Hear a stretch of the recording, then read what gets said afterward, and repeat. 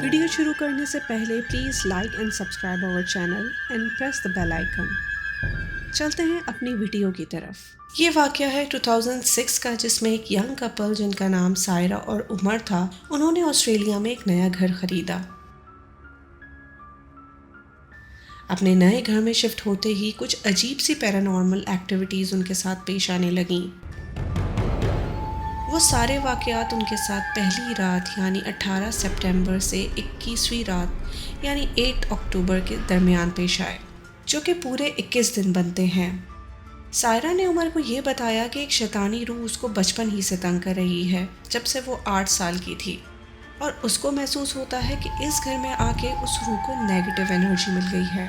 उमर को सायरा की बात पर यकीन नहीं आया, लेकिन अपने शक को दूर करने के लिए वो एक सीसीटीवी कैमरे को अपने रूम में सेट कर देता है, जिससे पैरानॉर्मल एक्टिविटीज़ रिकॉर्ड हो सकती थीं।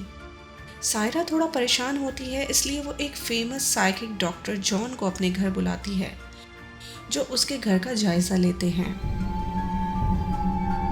जब वो उन कैमरास को देखते हैं तो बताते हैं कि इस किस्म की चीज़ें नेगेटिव एनर्जी से ताकत लेती हैं, और कैमरास की वजह से ये सब और ख़तरनाक हो सकता है। डॉक्टर जॉन सायरा को बताते हैं कि उनकी स्पेशलाइजेशन घोस्ट में है, ना कि डीमन में, और जो पैरानॉर्मल एक्टिविटीज़ उनके घर में हो रही हैं वो किसी डीमन की वजह से हो रही हैं। उसमें किसी घोस्ट का कुछ लेना देना नहीं है। कोई डीमन है जो सायरा को नुकसान पहुंचा रहा है। वो बताते हैं कि घोस्ट किसी मरे हुए इंसान का होता है, जबकि डीमन कोई ह्यूमन नहीं बल्कि एक ईविल चीज़ है। ये सब सुनकर उमर ने कहा कि वो ओएजा बोर्ड की मदद से डीमन से कांटेक्ट करेगा।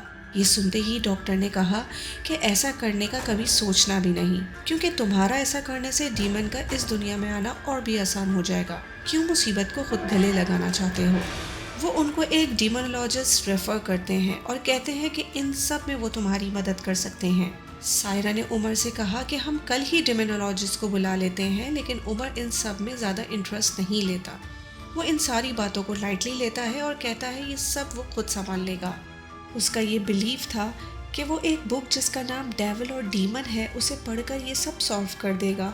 उनके लगाए हुए कैमरा में काफ़ी सारे अजीब वाक़यात कैप्चर होने लगते हैं, जो कि पहले के मुकाबले में वक्त के साथ बढ़ते जा रहे थे, जैसे अजीब आवाज़ों का आना और बेडरूम का डोर खुद से मूव होना, लाइट्स का खुद ब खुद जलना बुझना।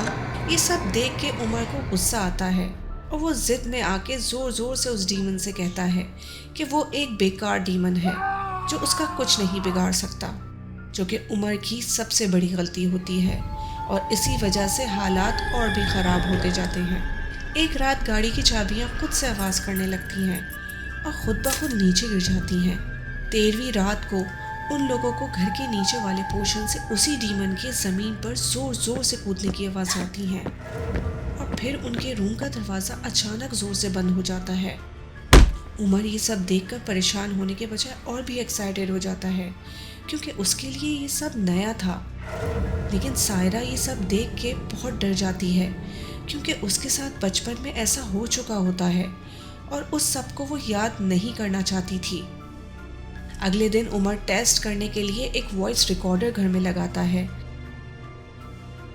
जिसमें उसे कुछ करप्ट आवाज़ें सुनाई देती हैं, जिसे सुन के उसकी एक्साइटमेंट और भी बढ़ने लगती है, और वो ओएजा बोर्ड घर लाने की बात करता है, जिस पर सायरा को बहुत गुस्सा आता है और वो उमर से कहती है कि आज के बाद तुम कभी ओएजा बोर्ड का नाम भी मत लेना।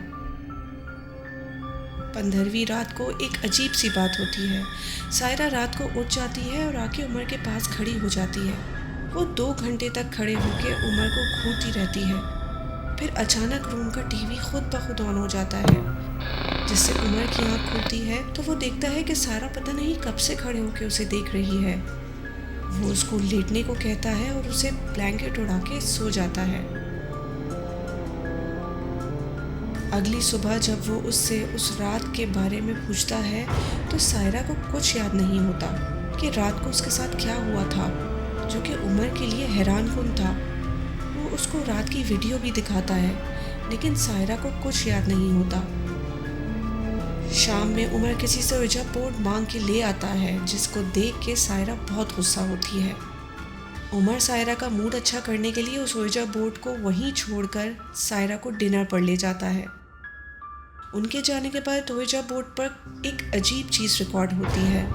ओइजा बोर्ड का प्लैनशीट खुद ब खुद मूव होने लगता है, जो उनके लिए एक अननोन मैसेज छोड़ जाता है।